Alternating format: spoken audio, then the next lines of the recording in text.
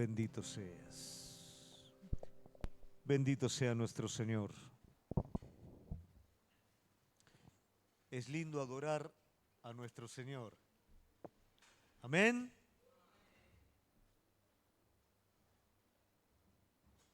Usted sabe que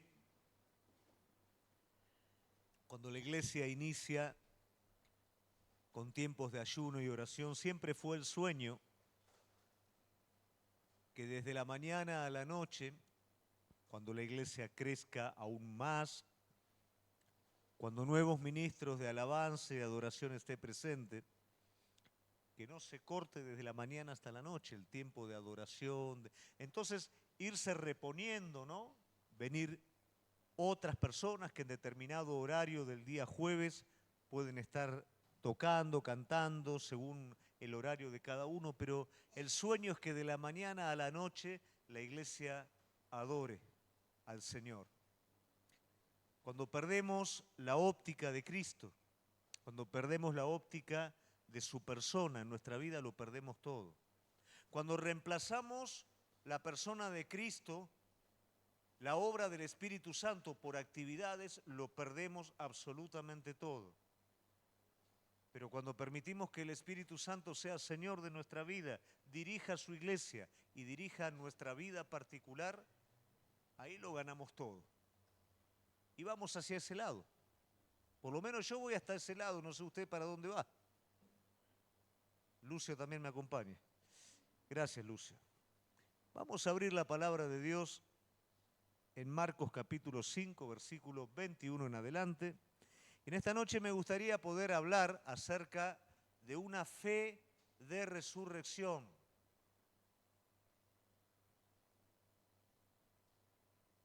Vamos a ver, tal vez suena como algo grande, pero es algo extremadamente práctico. Para que haya una verdadera fe, debe de haber una muerte y una resurrección. Y vamos a tratar de encontrar esto en nuestra vida y lo vamos a ver a partir del ejemplo de un personaje llamado Jairo, y esa cosa preciosa que tienen los evangelios y los relatos vívidos de la vida de Jesús, que nos permite a nosotros extraer esos principios para vivirlos como tal. Dice así la palabra de Dios. Pasando otra vez Jesús en una barca a la orilla, se reunió alrededor de él una gran multitud y él estaba junto al mar. Y vino uno de los principales de la sinagoga llamado Jairo, y luego que le vio se postró a sus pies y le rogaba mucho diciendo: mi hija está agonizando, ven y pon las manos sobre ella para que sea salva y vivirá.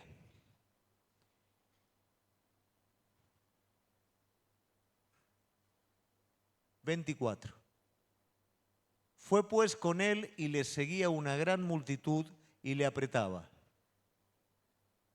Pero una mujer que desde hacía 12 años padecía de flujo de sangre y había sufrido mucho de muchos médicos y gastado todo lo que tenía y nada había aprovechado, antes le iba peor. Cuando oyó hablar de Jesús, vino por detrás entre la multitud y tocó su manto. Porque decía: si tocare tan solamente su manto, seré salva. Y enseguida la fuente de su sangre se secó. Y sintió en el cuerpo que estaba sana de aquel azote. Luego Jesús, conociendo en sí mismo el poder que había salido de él, volviéndose a la multitud, dijo: ¿quién ha tocado mis vestidos? Sus discípulos le dijeron: ves que la multitud te aprieta y dices: ¿quién me ha tocado? Pero él miraba alrededor para ver quién había hecho esto. Entonces la mujer, temiendo y temblando, sabiendo lo que en ella había sido hecho, vino y se postró delante de él y le dijo toda la verdad. Él le dijo: hija, tu fe te ha hecho salva. Ve en paz y queda sana de tu azote.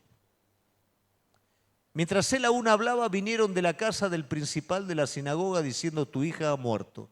¿Para qué molestas más al maestro? Pero Jesús, luego que oyó lo que se decía, dijo al principal de la sinagoga: no temas, cree solamente. Y no permitió que le siguiese nadie sino Pedro, Jacobo y Juan, hermano de Jacobo. Y vino a casa del principal de la sinagoga y vio el alboroto y a los que lloraban y lamentaban mucho. Y entrando les dijo: ¿por qué alborotáis y llorás? La niña no está muerta sino duerme. Y se burlaban de él, mas él, echando fuera a todos, tomó al padre, a la madre de la niña y a los que estaban con él, y entró donde estaba la niña. Y tomando la mano de la niña le dijo: Talita cumi, que traducido es: niña, a ti te digo, levántate. Y luego la niña se levantó y andaba, pues tenía 12 años, y se espantaron grandemente. Pero él les mandó mucho que nadie lo supiese y dijo que se le diese de comer. Hasta ahí la palabra de Dios. En este episodio están incluidos 2 episodios, que es el de la mujer, del flujo de sangre, y el de Jairo. Vamos a hablar de Jairo, pero sí vamos a darnos cuenta que está íntimamente ligado, de alguna manera, en cómo Jesús obró con este hombre el episodio de la mujer. Primeramente, algo que a mí me gustaría que nosotros pudiéramos tener en cuenta, y para entrar en contexto, ver de qué manera Jesús se movía. Él iba de un lado al otro, dice la palabra de Dios, que volvió de nuevo con la barca. Él no se detenía un solo minuto. Y esto no es para que usted lo vea a Jesús de un lado y usted se vea de otro. Jesús hizo en esta tierra todo aquello que era el propósito de Dios para el hombre, de manera que Él fuera el referente para nosotros. Jesús se hace hombre para, como hombre, cumplir el propósito de Dios. Y ese es el desafío que cada uno de nosotros tenemos. Cuando el apóstol Pablo habla de la vida de Cristo en Él, cuando el apóstol Pablo nos dice: yo ya no vivo, Cristo vive su vida a través de la mía, Él está hablando de propósito. Y como siempre decimos, el propósito es doble. El Hijo de Dios dejó que el Padre trabajara en la vida de Él mientras Él hacía la obra del Padre. Lo mismo sucede en nuestra vida. Hoy por hoy vivimos momentos en los que algo que nos es natural y ha sido natural para el hombre durante toda la historia, que fue encerrarse en sí mismo, hace que perdamos la perspectiva del propósito de Dios. A veces no entendemos que la mano del alfarero está formando nuestra vida, entonces decidimos detenernos en el propósito de hacer algo por alguien hasta que nuestro problema se resuelva. O a veces avanzamos ayudando a otras personas, pero anulamos lo que el Señor quiere hacer en nosotros como personas. Y la realidad que siempre va a coexistir un Dios que trabaja en nuestra vida y que trabaja a través de nuestra vida. Este fue el ejemplo que vivió Jesús. Mientras Jesús en el sufrimiento aprendía obediencia, mientras la lucha de Jesús cada día era morir, Él no pecaba, no era morir al pecado, pero sí a su propia voluntad para hacer la voluntad del Padre, simultáneamente estaba afectando a las personas, estaba solucionando las dificultades de la persona. Él peleaba contra su voluntad, él peleaba contra el enemigo, él peleaba contra el mundo que lo rodeaba y él afectaba a los demás. Y ese es el ejemplo que nosotros debemos de tener como individuos. Mientras el Señor trabaja en nuestra vida, nosotros tenemos que abrirnos a la necesidad de otro. Cada uno de nosotros tenemos mucho, iglesia, y tenemos más de todo lo que vamos a usar de Cristo de aquí a que el Señor venga.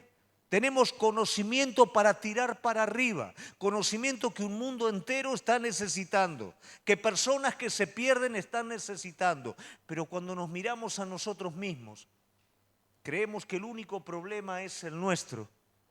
Y no nos damos cuenta de la abundancia que tenemos para darle a otros. Cuando nos encerramos en nosotros mismos, vemos el sufrimiento como sufrimiento, la oposición como la oposición, pero no vemos la mano de Dios trabajando en nosotros para poder alcanzar aquel fin que Él diseñó para nuestra vida. Esto es lo que está haciendo Jesús de una manera, diríamos, prácticamente desesperada, no ansiosa. Es muy poco tiempo el que le queda a Él. Y en ese poco tiempo, Él está permitiendo que el Padre trabaje en él, Él está formando discípulos para cuando Él no esté y está tratando de resolver la mayor cantidad de problemas de las personas. Esa es la obra de Cristo y ese es el modelo que tenemos nosotros también para imitar. En medio de toda esta situación, ¿qué está haciendo Jesús? Está creando un ámbito de fe. Mire, el Evangelio según San Marcos es muy rico para desafiar a la fe de los oyentes. ¿Por qué razón? Porque es un evangelio que va dirigido al cristiano romano. El cristiano romano era práctico, se alimentaba mucho de las obras sobrenaturales, de los sucesos especiales del Señor. Entonces, este evangelio acentúa mucho estas partes. De hecho, en este capítulo, lo que estamos viendo, vamos a ver que son dos ejemplos, uno atrás del otro, de la obra sobrenatural del Señor. El Señor está formando en todos sus oyentes un ámbito de fe. Nosotros estamos acostumbrados, iglesia, a escuchar de fe, que tenemos que crecer en la fe. La realidad es que esto es mucho más importante que la intensidad que nosotros ponemos en esto. Nuestra vida es una vida de fe. La vida de fe tiene que cultivarse, tiene que desarrollarse, porque de lo contrario se pierde. Como todo don del Espíritu, si nosotros no lo cultivamos, si nosotros no lo practicamos, se estanca y hasta se pierde. Aunque los dones son irrevocables, pero quedan automáticamente paralizados. ¿Por qué razón? Por la falta de usarlos. La fe es exactamente lo mismo. De hecho, el enemigo, si hay algo que va a atacar en la vida de cada uno de nosotros, va a ser la fe. Hemos hablado el día sábado de la comunión de un siervo de Dios, de la oración de un siervo de Dios. Y la fe es tan necesario para establecer una comunión espiritual con el Señor como para recibir la palabra que el Señor tiene para con nuestra vida, como para ejecutar esa palabra. Yo no puedo ver esto en nuestra vida. Cada vez que el Señor nos manda con Gaby a tomar decisiones de fe, lo primero que tenemos que hacer es a través de la fe correr un poquito nuestra propia prudencia para ir al altar y para poder buscar la voluntad del Señor. Luego inmediatamente, ¿qué es lo que va a venir? Va a venir la palabra del Señor, la dirección, porque todo aquel que busca va a encontrar. Todo aquel que pide sabiduría la va a recibir. Ahora, una vez que viene eso, el problema es qué hacemos con eso. Es necesario fe para poner eso en acción. Nosotros, por ejemplo, los viajes a África, vamos delante de la presencia del Señor. Señor, háblanos. El Señor dice, bueno, ahora, listo, lo creemos. Y ahora tenemos que ejercitar una confianza que nos permita caminar y avanzar en ese ahora que el Señor nos está dando. Y esto es para cada uno de nosotros. Entonces nosotros estamos viendo a Jairo con una fe lo suficientemente fuerte como para no importarle quienes están alrededor, y siendo él un principal de la sinagoga, hace un acto de fe, guiado por la necesidad de su hija que está enferma y está casi agonizando. Él se postra delante del maestro. Esto un principal de la sinagoga no lo podía hacer. Acude a Jesús. Le dice, Señor, decí la palabra, Señor, si vos lo hacés va a ser salva. Tampoco lo puede decir un principal de la sinagoga porque inmediatamente iba a ser acusado. Según los fariseos, Jesús no podía salvar a nadie. Va a ser salva y va a ser sana. Y esta fe parecía lo suficientemente fuerte y de hecho, planteado de esta manera, es una linda fe. Pero no era la fe que Jesús quería trazar en la vida de Jairo. Muchas veces la confianza que tenemos nosotros sirve para un momento, para un tiempo, y es bueno. Pero el Señor dice, esa confianza está bien, pero viene un tiempo nuevo y es un tiempo ahora en que tu fe tiene que crecer. Tu fe no puede quedarse en una semilla, pero tampoco puede quedarse en un pequeño arbusto. Tiene que convertirse en un árbol que dé fruto. Y esto es para cada uno de nosotros. Cuando nuestra fe es una fe que empieza, una fe básica, ¿qué nos va a pasar? Vamos a hablar con el Señor, vamos a llevar nuestra necesidad al Señor y el Señor va a contestar. Sin embargo, cuando el Señor quiere llevarnos a esta fe de la que estamos hablando en esta noche, que es una fe de resurrección, va a pasar exactamente lo contrario. Vos vas a ir al Señor y el Señor no va a responder inmediatamente. Jesús se detuvo con el asunto de la mujer del flujo de sangre. El caso de Jairo era urgente. La niña se moría. No hay tiempo para otra cosa. Pero Jesús se detuvo a considerar el asunto de esta mujer. Los mismos discípulos no entendían, pero maestro, todo el mundo te está tocando. Y el maestro se detenía, ¿quién me tocó, che? Y Jairo, dale que se me muere mi hija, por favor. Él se detuvo a propósito. ¿Por qué razón? Porque la niña tenía que morir. Porque iba a haber una fe nueva sobre la vida de Jairo, que era la fe de resurrección. Esa fe a la que muchas veces el Señor nos lleva, Él permite que las cosas mueran. ¿Qué quiere decir? Que nos quedemos sin nada de aquello de lo cual nosotros confiábamos. Porque mientras confiábamos en algo, esa fe era imperfecta, era un poquito mezclada.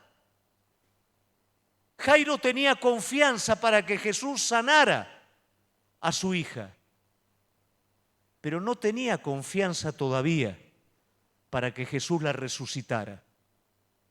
Nosotros a veces tenemos confianza mientras Dios actúe un poquito Él y un poquito en las cosas que nosotros tenemos. Pero ¿qué pasa cuando Él nos lleva a ese lugar donde no hay absolutamente nada para que solamente Él sea el que lo puede hacer? Ahí es donde entramos en conflicto. Pero ahí es cuando Él nos quiere llevar a ese lugar. Un lugar en el cual ninguno de nosotros entramos. Porque por naturaleza nadie se va a meter en ese baile. Solamente Él puede llevarte a ese lugar. Y no me cabe la menor duda en esta noche que a muchos de nosotros el Señor o nos tiene en ese lugar o nos está llevando a ese lugar. Y aunque a vos te parezca mentira, es la respuesta a muchas de las cosas que vos le pediste a Él. Vos le pediste una experiencia real, ¿o no? Si la experiencia va a estar compartida con vos mismo, nunca va a ser una experiencia que a vos te va a terminar de convencer. A vos te va a terminar de convencer cuando no haya otra cosa y Él aparezca y su mano se extienda. Entonces ahí lo único que vas a poder decir, no hay otra manera que esto se produzca si no fuera por la mano de Dios. Eso es lo que renueva tu vida de fe. Esa es la fe necesaria para estos tiempos presentes. Esa fe mezclada, que puede ser Dios como puede ser otra cosa, no alcanza en el momento de la batalla espiritual. Esa sanidad que vino a buscar Jairo, probablemente después en el tiempo se perdería. ¿Por qué razón? Porque bueno, el Señor sanó como sanó a tantos. Lo pudo haber sanado como tal vez ella se pudo haber repuesto. Y después a lo largo del tiempo es como que la gloria de Dios se va desvaneciendo y la gloria de la casualidad o de la propia recomposición de su cuerpo es la que va creciendo. Y lo mismo sucede en nuestra vida. Cuando la cosa está media mezclada, va perdiendo la gloria de Dios a lo largo del tiempo y la oportunidad, la persona, el hombre, la casualidad, es la que se lleva toda la gloria. Pero cuando el Señor quiere formar una fe verdadera en cada uno de nosotros, nos lleva a ese lugar al cual ninguno le gusta, pero que es el lugar propicio para que la mano de Él se manifieste. Ahora, cuando Él nos lleva a ese lugar, ¿qué pasa? Hay voces, por supuesto. La voz de la incredulidad, que cuando algo muere, dice, se terminó acá. Vinieron siervos del principal de la sinagoga y ¿qué le dicen? no molestes más al maestro, tu hija murió. ¿Cuántas voces muchas veces en nuestra vida? No sigas orando sobre esto, no sigas buscando sobre esto. Esto se terminó acá. No te olvides que Él te está llevando a ese lugar. Esto se terminó acá. No ores más sobre esto. La voz de la incredulidad es concluyente. Dice, esto no funciona, esto se murió, esto se terminó acá. Esa es la voz de la incredulidad. Y la voz de la incredulidad también se burla. Porque cuando Jesús dice, la niña no está muerta, dice que había un montón de personas ahí que se burlaban de lo que Jesús decía. ¿Sabés quiénes eran esos que se burlaban? Eran incrédulos profesionales, lamentadores profesionales. Cada vez que había un velorio, se contrataba gente, se le pagaba a la gente para que ese momento de desgracia lo magnificaran. Murió. ¡Ay, pobrecito! No lo conocían, pero le pagaban, ¿viste? Entonces, pobrecito, murió, y lloraban y se rasgaban los vestidos. Ni lo conocían. Le pagaban por eso. Imagínate que Jesús dice, la niña vive, se les termina el negocio. Muchas veces en nuestra incredulidad tenemos nuestras ventajas. Tenemos nuestro propio provecho. Y a veces cuando la voz de fe dice, esto no es así, esto que parece que está muerto vive, lo que sale es la burla sobre la palabra del Señor, la burla sobre lo que Dios puede hacer sobre algo que está muerto. ¿Por qué? Porque muchas veces se halla en la incredulidad o en ese asunto algún provecho propio. Y no sé si quiero realmente que Dios haga algo ahí, que resucite eso, porque eso me desacomodaría de mi lugar. Sobre la palabra de Jesús, primeramente el Señor le dice a Jairo, Jairo, aunque la incredulidad diga que todo esto se terminó acá, no temas, cree solamente. Jairo, aunque todos estos estén lamentando la muerte de tu hija no está muerta, vive. Tu hija no está muerta, duerme. Y esa es la fe que el Señor quiere desarrollar en la vida de cada uno de nosotros. En la vida de cada uno de nosotros hay muchas cosas que nosotros en incredulidad dijimos, está muerto. No molestes más al maestro porque está muerto. Y lo hemos creído a veces tan a fondo que cuando hay una palabra de esperanza sobre lo que consideramos muerto, indirectamente o inconscientemente con nuestra incredulidad nos burlamos. Es demasiado. Mirá si el Señor va a hacer eso. Ya está, ya pasó. ¿Hay algo que sea imposible para Él? ¿Acaso Él no puede levantar de los muertos? ¿Y no fue esa la fe que justificó a Abraham? ¿Acaso cuando Lázaro ya tenía olor a podrido, la piedra había tapado la entrada, no había aire en el lugar, el cuerpo había entrado en descomposición, no había manera de que se pudiera resolver? ¿Acaso Jesús no le dice a la hermana, yo soy la resurrección y la vida, el que cree en mí, aunque esté muerto, vivirá? Esto no es para muerte, esto es para gloria de Dios. Pero hubo que hacer algo. Hubo que creer y después de creer hubo que correr la piedra. El olor a podrido seguía, pero en medio de todo ese olor putrefacto, Lázaro salió caminando de ese lugar. ¿Cuántas cosas estamos considerando muertos por incredulidad? ¿De cuántas cosas indirectamente? No digo que lo hagamos de una manera abrupta, pero lo hacemos de una manera inconsciente, indirecta, nos burlamos de lo que Cristo puede hacer sobre lo que nosotros ya en incredulidad consideramos muerto. Déjame decirte que la última palabra la tiene Él.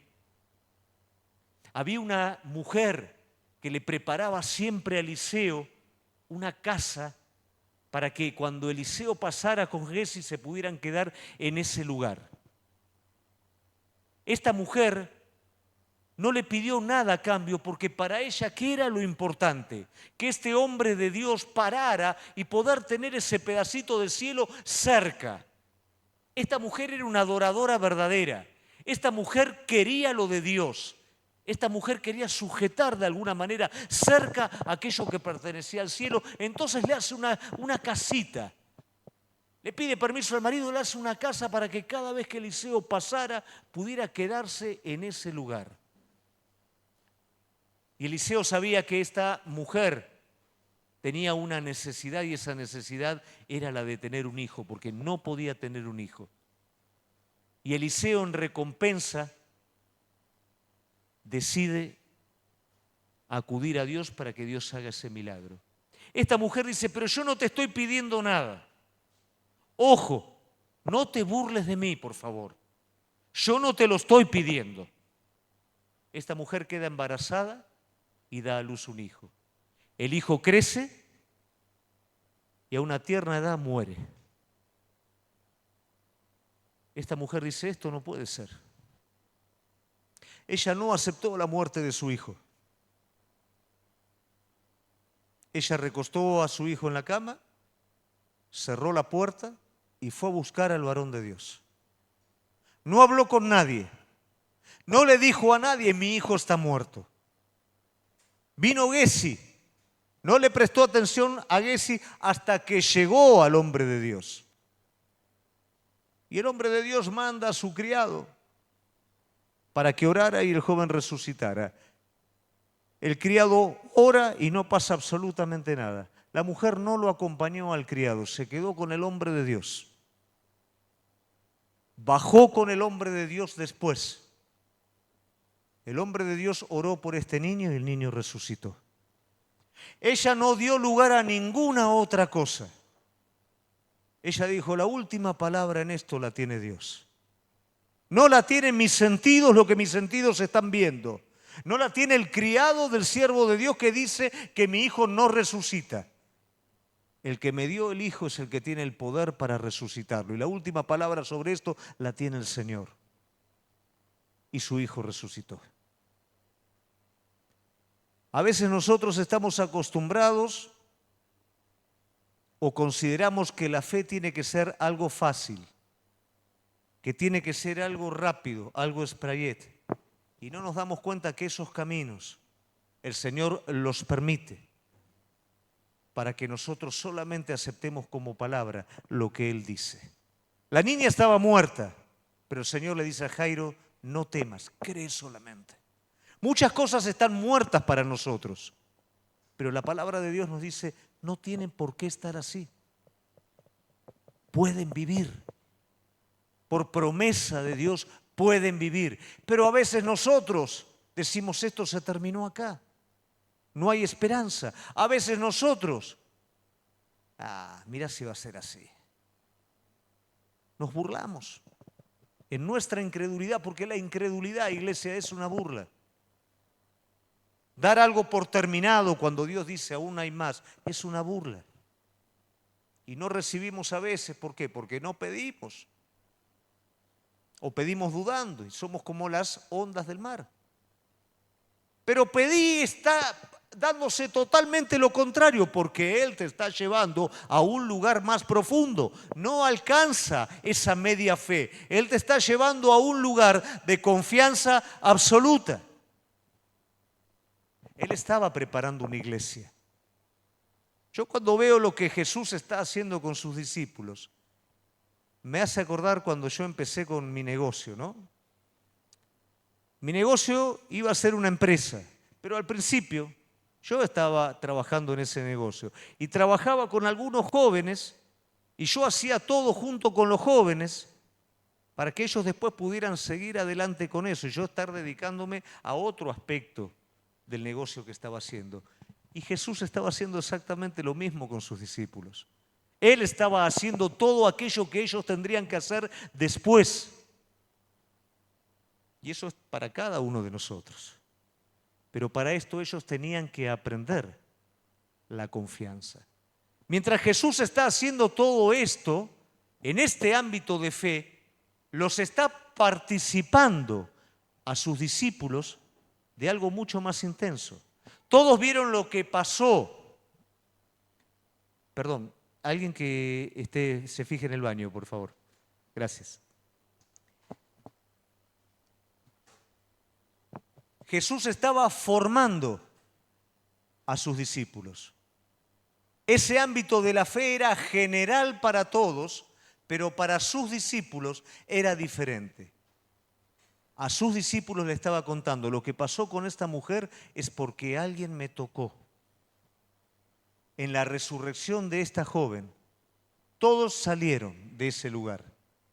No lo vamos a ver en Marcos, tal vez lo vamos a ver en otros evangelios, pero Jesús entró con Pedro, Jacobo y Juan a ese lugar.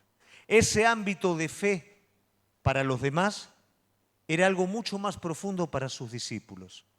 Cuando vos sos tratado en este asunto de confianza, no es para vos solo, es para que vos lo puedas convidar en la vida de otros. Cuando el Señor comenzó a desafiar nuestra vida a África, lo primero que hicimos, ¿qué fue? Convidarlo con la iglesia. El segundo viaje, ¿qué fue?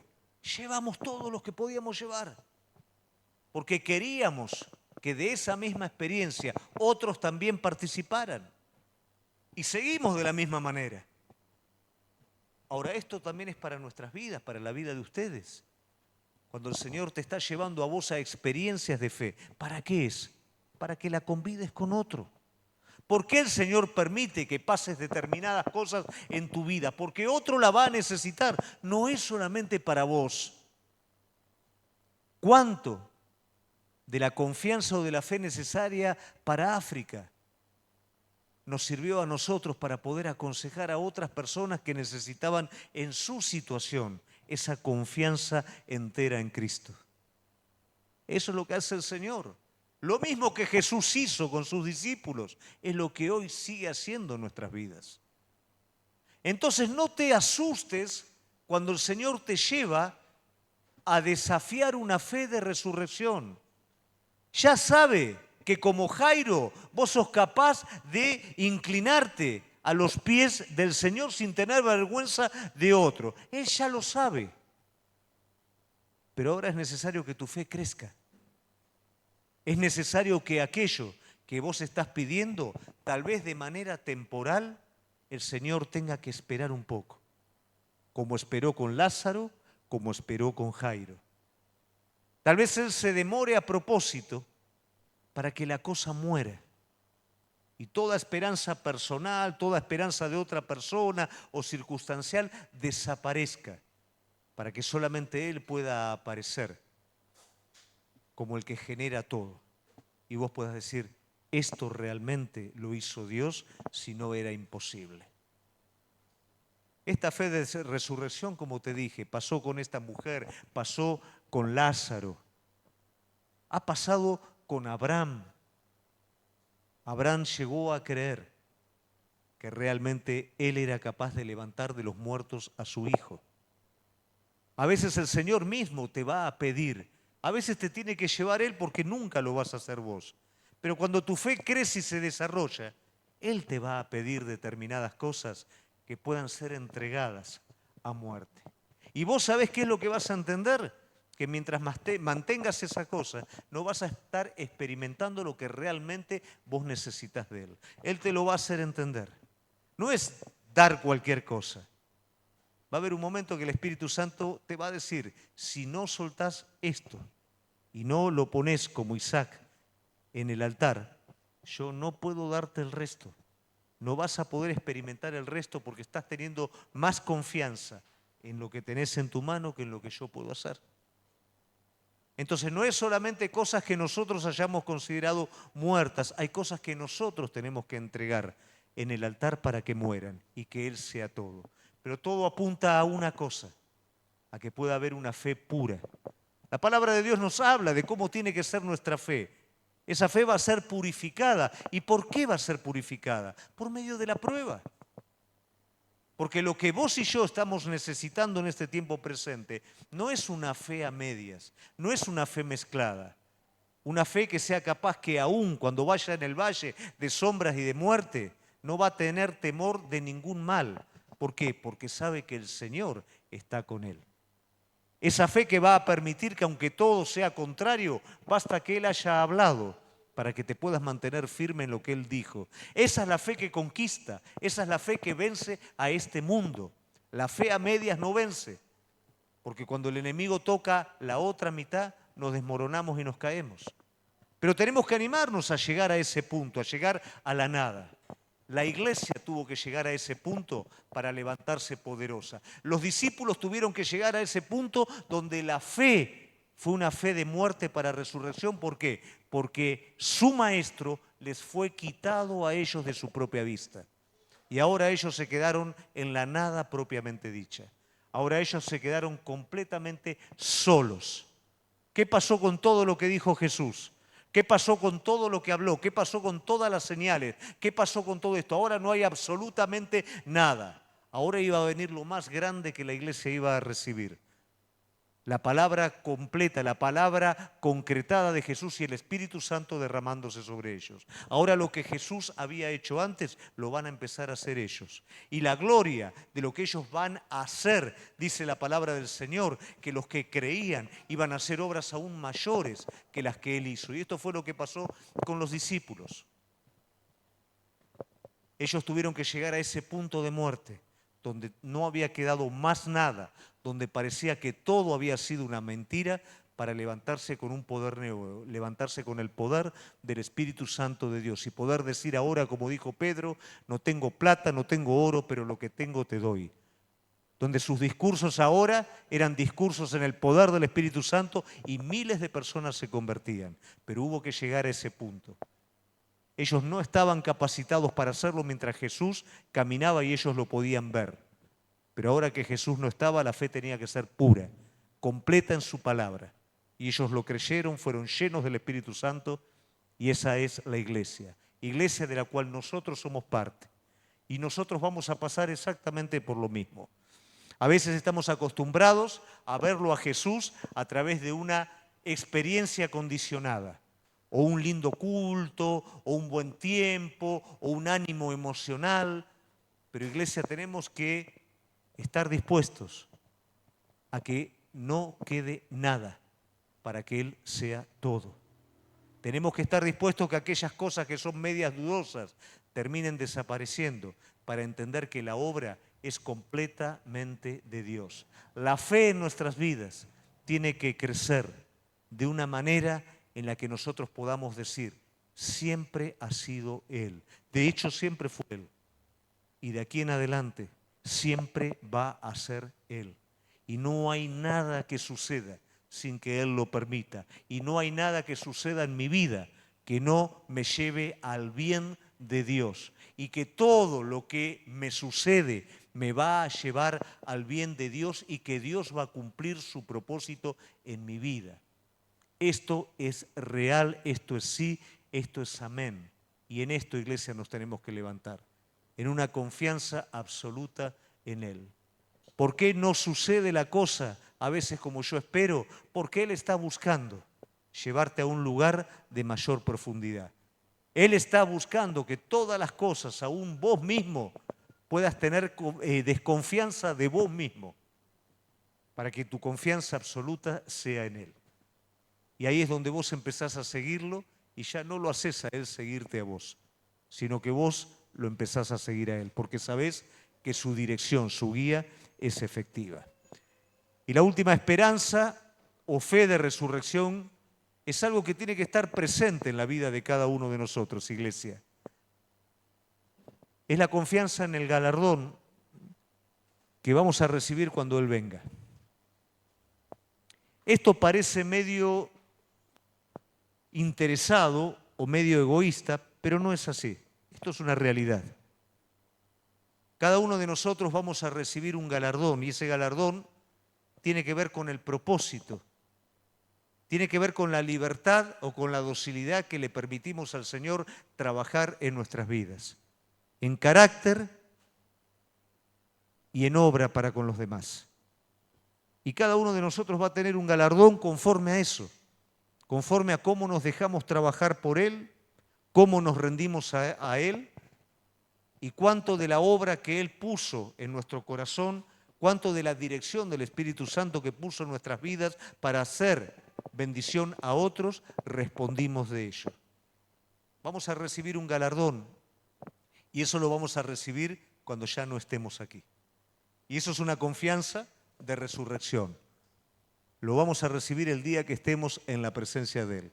Capaz que acá no lo estamos recibiendo en aprobación, en reconocimiento o en otras cosas. Pero lo vamos a recibir el día que estemos en la presencia de Dios, cuando todo lo que está en la interioridad de nuestro corazón pueda expresarse en la presencia de Él. Y esa es la confianza que tenemos. Entonces, a veces cuando nos desanimamos, porque no reconocen lo que hacemos, porque no se ve, vos estás juntando tesoros en los cielos. Hay alguien que no pierde ni un centímetro de lo que vos haces por otro. Hay alguien que está continuamente viendo cómo vos sos capaz de decirle: Señor, seguí trabajando en mi vida aunque me duela. Ese perdón que estás pidiendo a otro, que tal vez es injusto, pero lo haces por amor a Él. Esa oportunidad que tenés de sacar ventaja de algo y no lo haces porque querés guardar tu corazón para con Él. Todo eso no pasa desapercibido. Todo eso hay un registro en el libro de la vida. Y el día que estemos en la presencia de Él, sobre todo eso que nadie ve, pero vos lo haces para Él, va a haber un galardón. Fe de resurrección, iglesia. ¿Por qué la cosa no se produce inmediatamente? Porque el Señor se hace esperar. ¿Por qué se hace esperar? Porque quiere llevarte a un lugar de muerte y de resurrección. ¿Qué va a pasar ahí? Me voy a dar cuenta que aunque lo sepa con mi cabeza, mi corazón ahora va a entender que todo lo hace Él. Y esa va a ser tu fortaleza. ¿Queremos esa fe? ¿Calculamos el costo de esa fe? Probablemente en esta noche Él te está llevando por ese camino. Y tal vez contra lo que te estás peleando es el lugar en donde esa fe tiene que crecer. Cada uno de nosotros conocemos ese lugar. Conocemos el lugar por el cual Él nos está llevando. Es tiempo ahora de que no quede nada nuestro y que todo sea de Él. Es tiempo ahora de recibir por medio de la fe la salida a la situación de cada una de las cosas. No digas que las cosas están muertas. No te burles y digas: esto se terminó acá. Porque el Señor te está diciendo: la cosa se termina cuando yo digo que se termina. Y si Él no dijo: esto está muerto, esto se terminó, quiere decir que todavía hay esperanza y Él va a hacer la obra. Amén. Nos ponemos de pie, iglesia.